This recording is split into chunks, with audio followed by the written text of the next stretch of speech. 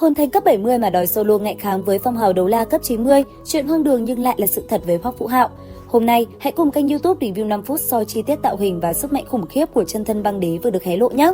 Chân thân băng đế hay chính xác là võ hồn chân thân của băng bích đế Hoàng Hạt là một trong những cột mốc sức mạnh quan trọng nhất, đánh dấu sự chuyển mình của Hoắc Vũ Hạo từ một hồn sư thiên về kiểm soát tinh thần sang một chiến hồn sư cường công hệ đỉnh cao. Khác với các hồn sư thông thường phải đi săn bắt hồn thú để lấy hồn hoàn thứ 7, hồn hoàn này của Hoắc Vũ Hạo liên kết trực tiếp với bản thể của băng đế 40 vạn năm đang trú ngụ trong cơ thể hắn.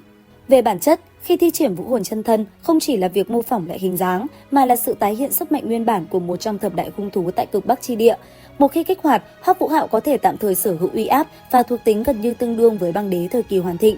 Trong trailer mới nhất mà nhà sản xuất đã tung ra, Hoắc Vũ Hạo thi triển chân thân băng đế, ngoại hình của hắn có sự thay đổi cực kỳ ấn tượng và mang tính áp đảo.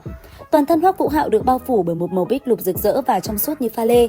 Cơ thể hắn được bao bọc bởi lớp giáp cứng như kim cương, mô phỏng lại lớp vỏ của băng bích đế Hoàng Hạt. Sau lưng xuất hiện một cái đuôi bọ cạp dài, chia đốt rõ ràng, mũi kim chích tỏa ra hàn khí kinh người. Hai cánh tay biến đổi thành cà bọ cạp cực lớn, được bao bọc năng lượng sắc bén. Đặc biệt, xung quanh hắn, nhiệt độ giảm xuống mức cực hạn chi băng, gần độ không tuyệt đối, khiến không gian dường như bị đông cứng lại. Chỉ cần hắn đứng đó, hàn khí cực hạn chi băng tỏa ra cũng đủ khiến hồn lực của đối phương bị đông cứng, chưa đánh đã mất đi 3/9 ý. Đây chính là cái gọi là khí chàng đế vương. Có thể nói, võ hồn chân thân này mang lại những buff khổng lồ cho Hoắc Vũ Hạo.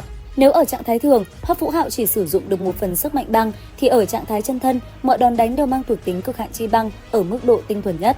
Nó có khả năng áp chế tuyệt đối các vũ hồn hệ băng hoặc thủy khác và gây ảnh hưởng lớn đến cả những vũ hồn hệ hỏa, trừ khi đối phương cũng là cực hạn chi hỏa cấp cao.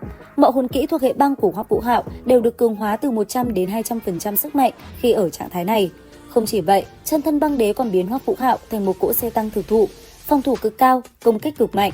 Nó bù đắp hoàn toàn nhược điểm về thể chất của hệ khống chế, cho phép hắn đối đầu trực diện với các hồn sư có hồn lực cao hơn mình từ 10 đến 20 cấp.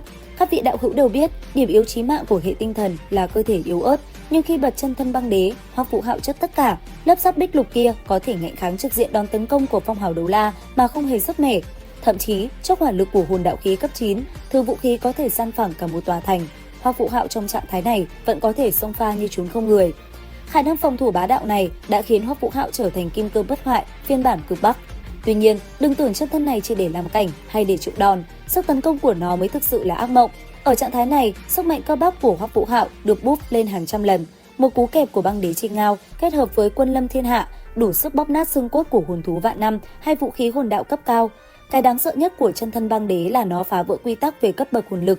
Thông thường, hồn thánh cấp 70 gặp phong hào đấu la cấp 90 là phải chạy thục mạng, nhưng Hoắc Vũ Hạo thì không. Khi bật chân thân, cơ thể Vũ Hạo hóa thành kim cương băng bích, hắn có thể dùng cơ thể đỡ trực diện một đòn của phong hào đấu la bình thường mà không mất mạng, thậm chí chỉ bị thương nhẹ. Nhờ khả năng lì đòn này, Vũ Hạo kéo dài thời gian trận đấu, tìm ra sơ hở tinh thần của đối phương để tung ra đòn linh hồn trùng kích hoặc tuyết vũ cực hạn băng quyết định thắng bại. Nếu không có lớp giáp này, hắn đã bốc hơi trước khi kịp phản công. Đây chính là sự bá đạo độc nhất vô nhị mà chỉ có người thừa kế của băng bích đế Hoàng Hạt mới làm được. Trong cuộc chiến giữa hai đại lục, sức mạnh của hồn đạo khí cấp 9 là cực kỳ khủng khiếp, có sức công phá diện rộng tương đương đòn đánh toàn lực của siêu cấp đấu la. Khi ấy, Hoắc Vũ Hạo phải xông vào trận địa địch, hứng chịu là mưa đạn pháo hồn dẫn định trang. Bình thường, hồn sư hệ khống chế như hệ tinh thần rất yếu đuối về thể chất, nhưng khi kích hoạt chân thân băng đế, Vũ Hạo biến thành một cỗ xe tăng. Hắn sử dụng băng đế Trinh Ngao để kẹp nát các lớp lá chắn hồn đạo hoặc gạt phăng các tia năng lượng công kích. Khi ấy, lớp giáp của băng đế phản xạ lại các đòn tấn công năng lượng nhiệt, nhiều thuộc tính cực hạn chi băng, giảm thiểu tới 70 đến 80% sát thương từ vụ nổ. Trong các cuộc vây giáp thành linh giáo, Hoắc Vũ Hạo thường phải đối mặt với các tà hồn sư có hồn lực cao hơn hắn. Lúc bấy giờ, chân thân băng đế tỏa ra khí tức của bậc đế hoàng trong loài hồn thú. Thuộc tính cực hạn chi băng ở trạng thái tinh thuần nhất có khả năng thanh tẩy và đóng băng tà khí. Khi đối thủ tung ra huyết khí hoặc khói độc, Vũ Hạo trong lớp băng đế chỉ cần tỏa ra hàn khí là có thể vô hiệu hóa môi trường chiến đấu của địch, ép đối thủ mạnh hơn phải co cụm phòng thủ thay vì tấn công.